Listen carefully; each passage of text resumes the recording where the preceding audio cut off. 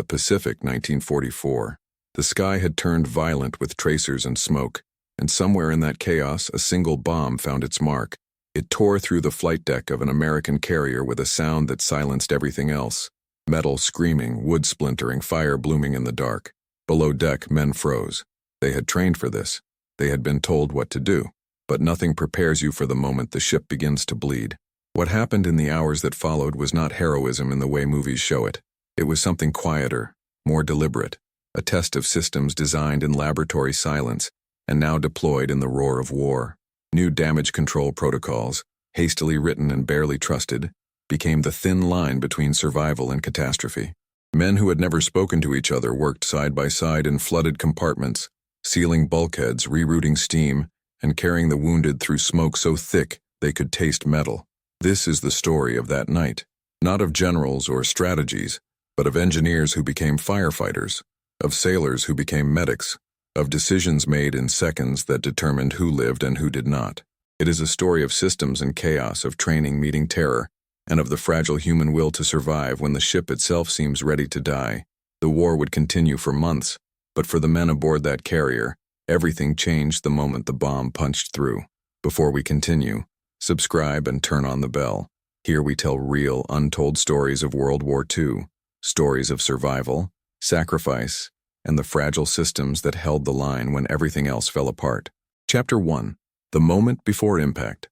The flight deck was alive with motion, aircraft secured, crews running final checks. The ocean stretched black and endless beneath a sky punctured by distant flak bursts. It was late, past midnight, and exhaustion had settled into the bones of every man aboard. They had been at sea for weeks, launching strikes, recovering planes, patching holes and burying the dead. The rhythm had become mechanical. Launch, recover, repair, repeat. No one saw the bomber until it was too late. It came low, hugging the water, invisible against the dark horizon. The anti-aircraft guns opened up seconds before impact, but the angle was wrong. The plane was already committed. One bomb released. A clean drop. And then the sound. A metallic crack that seemed to split the world in half. The flight deck buckled inward. A jagged wound 6 feet across, edges glowing orange from the fire beneath. Below in the hangar bay, men were thrown to the floor. Lights flickered, alarms screamed. For a moment no one moved. They stared at the ceiling, at the twisted beams and the smoke curling down like fog. Someone shouted, then another, and suddenly everyone was running, toward the fire, away from the fire, no one sure which direction led to safety. In the engine room, the chief engineer felt the shudder through the steel floor. He knew immediately what it meant, a penetration. Somewhere above them the ship had been opened. He reached for the intercom, but the line was dead. He grabbed a runner instead, a young seaman still learning the layout, and sent him topside with orders. Find out where the fire is, how bad, and whether the magazines are compromised. The runner disappeared into the smoke. On the bridge, the captain received the first report. Flight deck hit. Fire spreading. Casualties unknown. He did not hesitate. He ordered full damage control deployment, activated the new protocols they had drilled for months, and sent word to every compartment. Seal what you can, flood what you must, and keep the ship alive. But the protocols were untested, written by engineers who had never been to sea, distributed in manuals that most of the crew had only skimmed. And now, in the chaos of fire and smoke and screaming metal, they would either work or they would fail. The night had only just begun. Chapter 2. The new system. No one trusted. Damage control had always been reactive. A fire breaks out. You fight it. A compartment floods. You pump it. Men improvised, relied on instinct, and hoped the ship held together long enough to reach port. But the losses had been mounting. Carriers sunk, crews incinerated, and the Navy had finally admitted what the men had known all along. Hope was not a strategy. The new system was different. It relied on compartmentalization, redundancy, and communication. Every section of the ship had a designated damage control team, pre-assigned equipment, and clear orders. Bulkheads could be sealed remotely. Firefighting foam could be deployed from central stations. Steam lines could be rerouted without sending men into the inferno. On paper, it was brilliant. In practice, it was untested. The crew had drilled the procedures, but drilling is not the same as doing. During training, there was no smoke, no heat, no bodies in the way. The bulkheads closed smoothly. The foam dispensed evenly. The communication lines stayed open. But tonight, Nothing was smooth. The first team to reach the hangar bay found chaos. Aircraft had shifted from their tie-downs, crushing equipment and blocking access to the fire stations. The foam dispensers were jammed with debris. The bulkhead controls were stuck. And the fire, fed by aviation fuel and oxygen-rich air, was spreading faster than anyone had anticipated. The team leader, a petty officer with grease-stained hands and a voice that carried over engines, made a decision. He ordered manual override. His men grabbed axes and crowbars, forced the bulkheads closed by hand, and began dragging hoses toward the flames. They did not wait for permission. They did not check the manual. They simply moved. In the command center, the damage control officer watched the reports coming in. The new system was working. Barely. Teams were responding. Fires were being contained. But the margins were razor thin. One more hit, one more fire, and the entire structure would collapse. He picked up the intercom and spoke calmly, deliberately to every station still listening. Trust the system. Follow the protocols. We will not lose this ship. But even as he said it, he wondered if he believed it himself. Chapter 3. Flooded compartments and impossible choices. Water was pouring into the lower decks. The bomb had ruptured a fuel line, and in the desperate effort to contain the fire, someone had opened the wrong valve. Seawater flooded through, mixing with oil, creating a slick black soup that rose inch by inch. Men waded through it, searching for wounded, sealing hatches, trying to reach equipment before it drowned. In one compartment, 3 sailors found themselves trapped. The hatch behind them had been sealed from the outside. Protocol demanded it, and the water was rising. They shouted, pounded on the metal, but no one answered. The ship was too loud. The alarms, the fire, the engines, it all drowned them out. One of them, barely 20 years old, sat down in the water and started to pray. Another kept pounding, methodical, rhythmic, as if discipline alone could summon rescue. The third found a wrench and began searching the walls for an access panel. Any route out, anything but waiting. Outside, a damage control team heard the pounding. They checked their orders. The compartment was marked for flooding. Opening it would compromise the seal, risk the ship. The team leader hesitated. He looked at his men. They looked back. No one spoke. He made the choice. He ordered the hatch opened. Water gushed out, and with it 3 soaked, gasping sailors who collapsed on the deck, coughing and shaking. The team leader resealed the hatch and moved on. He did not wait for thanks. He did not justify his decision. He simply kept moving. Elsewhere, others were not so fortunate. Compartments sealed with men still inside. Hatches welded shut to stop the spread. Voices fading as smoke and water rose. The protocols saved the ship, but they did not save everyone. Now tell us in the comments where you're watching from, and how far these forgotten wartime stories have reached. Your voice helps keep memory alive. Chapter 4. Engineers in the Belly of Fire. Deep in the engine room, the heat was unbearable. Steam pipes hissed. Metal groaned. The chief engineer and his team worked in near-total darkness, guided by muscle memory and the faint glow of emergency lights. The bomb had damaged the electrical distribution, and now they were running on backup systems. Systems designed for short-term emergencies, not sustained combat. The chief knew they had minutes, maybe less, before the backup generators failed. If that happened, the ship would go dark, pumps would stop, ventilation would die, and the fires above would spread unchecked. He directed his men with sharp, clipped commands. Reroute power here. Bypass that junction. Isolate the damaged section. They moved like surgeons, precise and focused, even as sweat soaked through their uniforms and their lungs burned from the fumes. One of the younger engineers asked if they should abandon the compartment. The chief did not look up. He simply said, "We leave when the lights go out, not before." Above them, the damage control teams were fighting to contain the fire on the flight deck. The new foam system had finally engaged, smothering sections of flame with chemical blankets. But the heat had warped the deck plates and fuel continued to seep through the cracks. Every time they gained ground, the fire found a new route. A runner arrived with a message from the bridge. The captain wanted an estimate on propulsion. Could they maintain speed? Could they maneuver if they had to? The chief engineer did not answer immediately. He wiped his hands on a rag, checked the gauges, and finally replied, "We can hold speed, but if we take another hit, I can't promise anything." The runner disappeared. The chief turned back to his team. They had bought the ship time. Whether it would be enough was not their decision to make. They simply had to keep the engines alive. Chapter 5. The silence between explosions.